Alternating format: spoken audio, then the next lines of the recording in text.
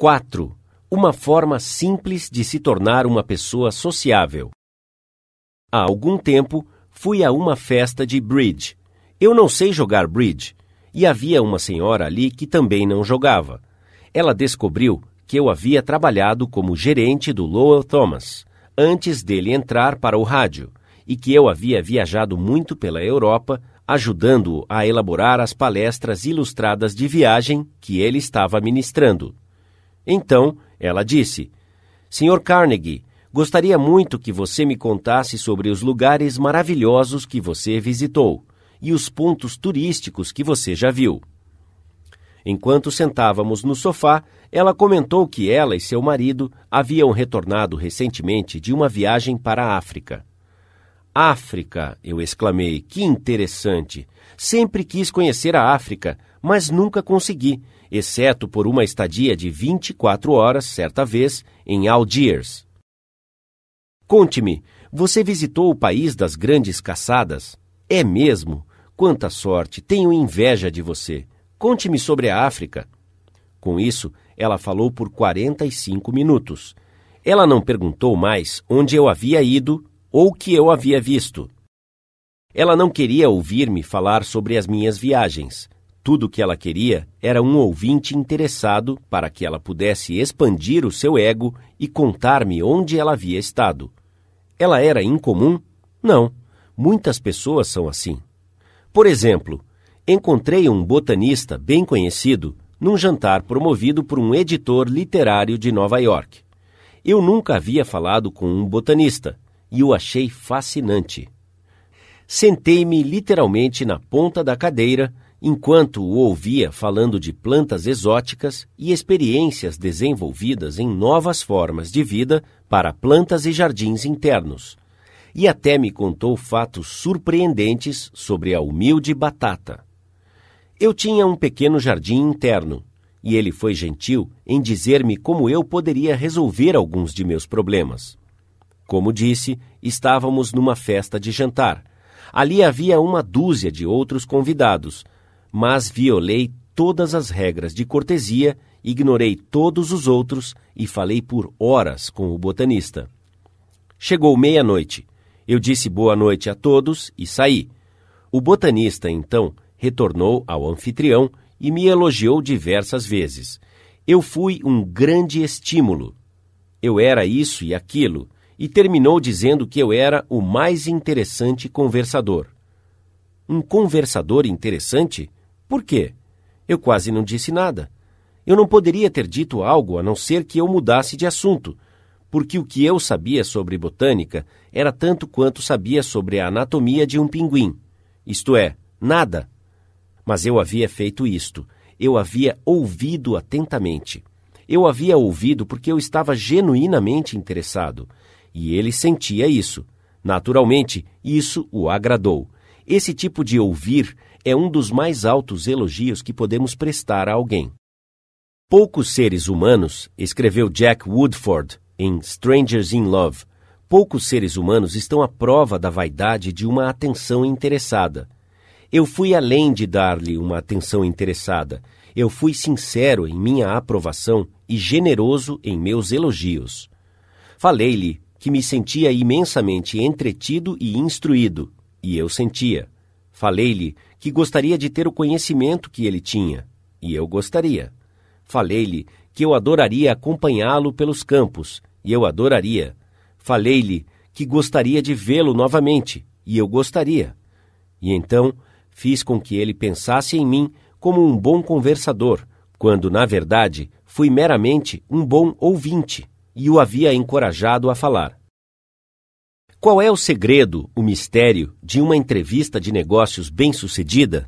Bem, de acordo com o ex-presidente de Harvard, Charles W. Eliot, não há nenhum mistério sobre o sucesso no relacionamento comercial. Atenção exclusiva à pessoa que está falando com você é muito importante. Nada mais é tão lisonjeador quanto isso. O próprio Eliot foi um mestre na arte de ouvir. Henry James, um dos primeiros grandes romancistas da América, relembrou: o ouvir do Dr. Eliot não era um mero silêncio, mas uma forma de atividade.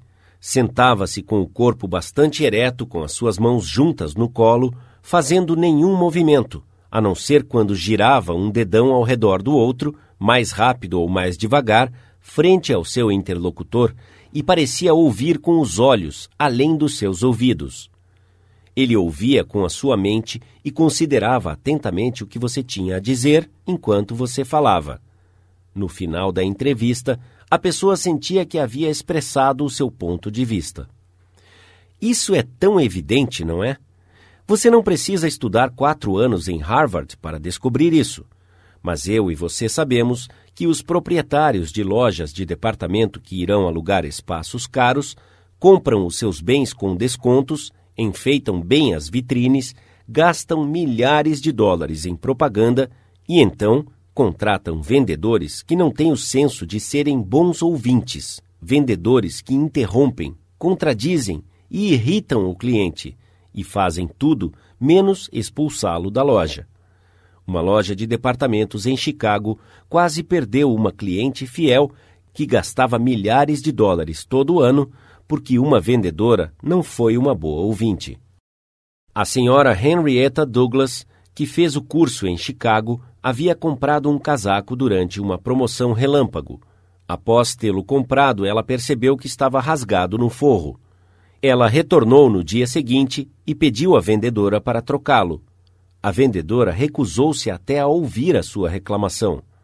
A senhora o comprou durante uma promoção relâmpago, ela disse. Ela apontou para um aviso na parede. Leia o que diz ali, ela exclamou. Não aceitamos trocas ou devolução. Uma vez comprado é seu, a senhora que conserte o forro. Mas esta mercadoria está defeituosa, a senhora Douglas reclamou. Não faz nenhuma diferença, a vendedora interrompeu. Não aceitamos trocas ou devolução. A senhora Douglas ia quase saindo indignada, jurando nunca mais retornar àquela loja, quando ela foi saudada pela gerente de departamento, que a conhecia por seus muitos anos de fidelidade. A senhora Douglas contou-lhe o que havia acontecido. A gerente ouviu atentamente toda a história, examinou o casaco e então disse: nas promoções finais, realmente não aceitamos troca ou devoluções, para que possamos nos livrar das mercadorias no final da estação. Mas esta política de nenhuma devolução não se aplica a mercadorias defeituosas. Certamente consertaremos ou trocaremos o forro, ou, se a senhora preferir, devolveremos o seu dinheiro. Que diferença de tratamento! Se aquela gerente não tivesse chegado e a ouvido, uma cliente fiel daquela loja teria sido perdida para sempre. Ouvir é tão importante no lar quanto no mundo dos negócios. Millie Espósito, de Croton-on-Hudson, Nova York, fez questão de ouvir quando um de seus filhos queria falar com ela. Certa noite, ela estava sentada na cozinha com o seu filho, Robert, e após uma breve conversa sobre algo que estava em sua mente, Robert disse: Mãe, eu sei que a senhora me ama muito. A senhora Espósito foi tocada e disse: É claro que eu te amo muito. Você tinha alguma dúvida? Robert respondeu: Não, mas eu realmente sei que você me ama, porque sempre que quero falar-lhe sobre algo, a senhora larga tudo o que está fazendo e me ouve. O agressor crônico, ou até o crítico mais violento, geralmente ficará mais manso e tolerante na presença de um ouvinte paciente e receptivo. Um ouvinte que permanece em silêncio, enquanto o reclamador, irado, dilata como uma serpente e expele o seu veneno para fora do sistema. Para ilustrar isso, a New York Telephone Company descobriu alguns anos atrás que tinha que lidar com um dos clientes mais violentos que já tinha entrado em contato com um representante da central de atendimento. Ele falava mal e ficava furioso. Ameaçava arrancar os fios do telefone. Ele havia recusado a pagar certas faturas que considerava como falsas. Escrevia cartas aos jornais. Ele fez diversas reclamações com a ouvidoria pública e acionou a empresa telefônica diversas vezes. Finalmente, um dos solucionadores de problemas mais habilidosos da empresa foi enviado para entrevistar esse indivíduo tempestuoso. Este solucionador de problemas ouviu e deixou o cliente rabugento se divertir, falando sem parar. O representante telefônico ouviu e disse sim, e foi solidário com a sua reclamação. Ele falava com muita raiva e eu o ouvi por quase 3 horas. O solucionador de problemas disse, enquanto relatava as suas experiências diante de uma das classes do autor. Então, ele voltou e ouviu mais um pouco. Eu o entrevistei 4 vezes e antes de acabar a 4ª entrevista, tornei-me membro de uma organização que ele estava iniciando. Ele a chamou de Associação de Proteção aos Assinantes de Telefone.